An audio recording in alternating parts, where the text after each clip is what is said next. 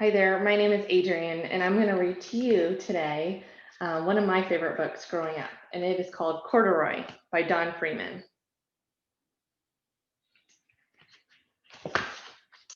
Corduroy is a bear who once lived in the toy department of a big store. Day after day, he waited with all the other animals and dolls for somebody to come along and take him home.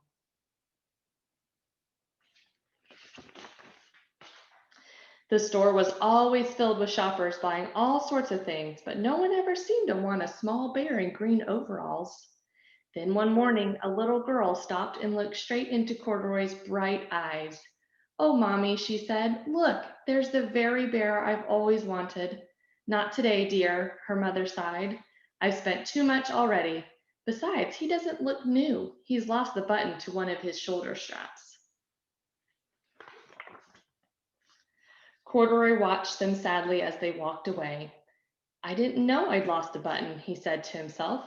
"Tonight, I'll go and see if I can find it."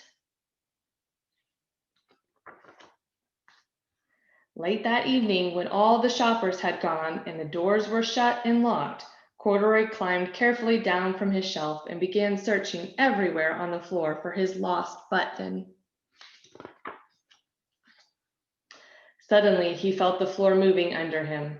Quite by accident, he had stepped onto an escalator, and up he went. Could this be a mountain? He wondered.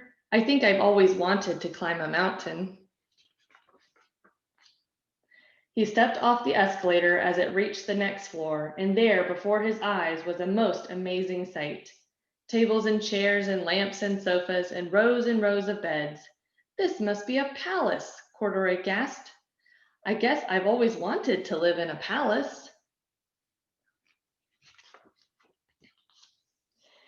He wandered around admiring the furniture. "This must be a bed," he said. "I've always wanted to sleep in a bed." And up he crawled onto a large, thick mattress. All at once he saw something small and round. "Why, here's my button," he cried, and he tried to pick it up. But like all the other buttons on the mattress, it was tied down tight. He yanked and pulled with both paws until pop! Off came the button, and off the mattress Corduroy toppled. Bang! Into a tall floor lamp. Over it fell with a crash. Corduroy didn't know it, but there was someone else awake in the store. The night watchman was going his rounds on the floor above. When he heard the crash, he came dashing down the escalator. "Now, who in the world did that?" he exclaimed. "Somebody must be hiding around here." He flashed his light under and over sofas and beds until he came to the biggest bed of all, and there he saw two fuzzy brown ears sticking up from under the cover. "Hello," he said. "How did you get upstairs?" The watchman tucked Corduroy under his arm and carried him down the escalator and set him on the shelf in the toy department with the other animals and dolls. Corduroy was just waking up when the first customers came into the store in the morning, and there, looking at him with a wide, warm smile, was the same little girl he'd seen only the day before.